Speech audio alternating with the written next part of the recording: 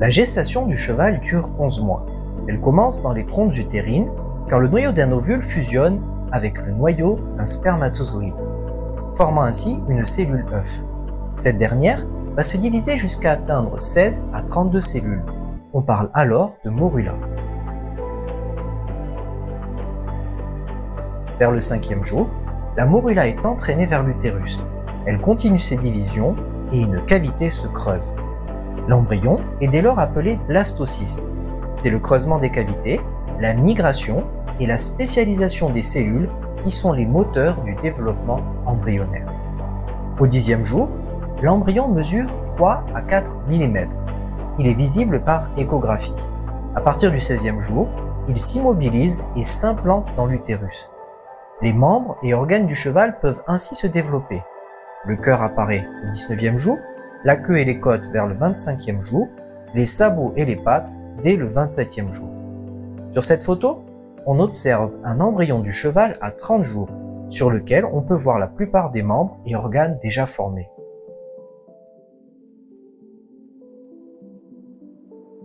On commence à parler de fœtus après le 40e jour. Il est possible de détecter le sexe du poulain à partir du 47e jour. La suite de la gestation consiste à la croissance et au développement des organes déjà formés lors de la phase embryonnaire. Sur cette photo, le fœtus a 107 jours. Le futur poulain ressemble à un cheval miniature d'à peu près 10 cm.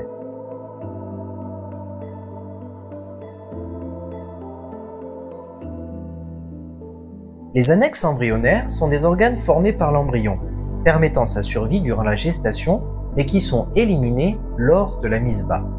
Le sujet semble complexe et peut-être inintéressant. Cependant, il revêt une importance majeure pour l'éleveur d'équidés. En effet, le devenir des annexes embryonnaires joue un rôle important dans le déroulé de la mise bas et de la survie de la jument. Pour comprendre d'où viennent ces annexes embryonnaires, revenons au stade blastocyste, quand l'embryon commence à creuser des cavités. Au 10e jour, se forme une cavité, le sac vitellin. Sur cette échographie, au 24e jour, on observe un petit bourgeon clair. C'est le futur poulain et une grande cavité qui est le sac vitellin. Le sac vitellin constitue les premières réserves pour l'embryon. Il disparaît vers le 40e jour et ses parois forment le cordon ombilical. Vers le 19e jour, se forme une deuxième cavité qui forme une poche, l'amnios, remplie de liquide amniotique. Le fœtus boit le liquide amniotique, il le filtre et les impuretés sont stockées dans l'intestin, formant le méconium, c'est-à-dire les premiers crottins expulsés par le poulain après sa naissance.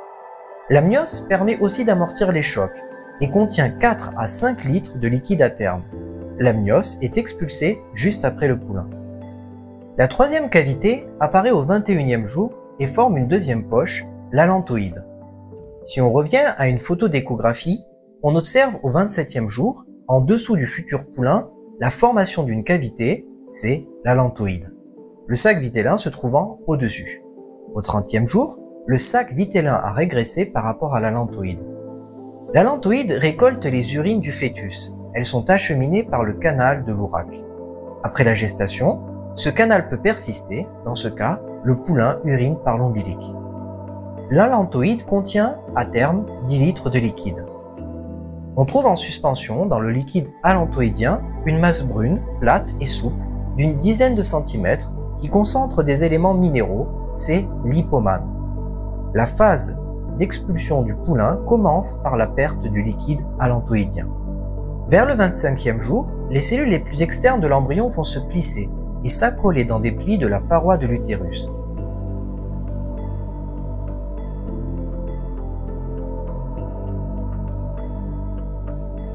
Au 42e jour, le contact entre ces cellules et la paroi de l'utérus devient stable et forme une annexe embryonnaire, le placenta. Les vaisseaux sanguins de la mère et du fœtus sont très proches, bien qu'il n'y ait jamais d'échange de sang. Les vaisseaux sanguins, en provenance du placenta, rejoignent le fœtus via le cordon ombilical. Le placenta assure plusieurs rôles. Tout d'abord, il permet la fixation de l'embryon à l'utérus. Il sert aussi de source de nourriture au fœtus. Les nutriments passent du sang de la mère au sang du poulain en traversant les couches qui les séparent. Il en est de même pour l'oxygène et le dioxyde de carbone, jouant ainsi un rôle respiratoire. C'est également une barrière sanitaire, étant perméable aux parasites et aux bactéries, mais pas aux virus. Enfin, il produit entre le 35e et le 120e jour de gestation l'hormone ECG qui permet le maintien de cette dernière. Le placenta est la dernière annexe embryonnaire à être expulsée lors de la mise bas. Il est recommandé de le retourner et de le poser à plat afin de l'examiner. Il doit être complet, sinon la jument peut développer une infection mortelle. Sa couleur doit être rosée unie, une coloration différente ou hétérogène peut être le signe d'une maladie.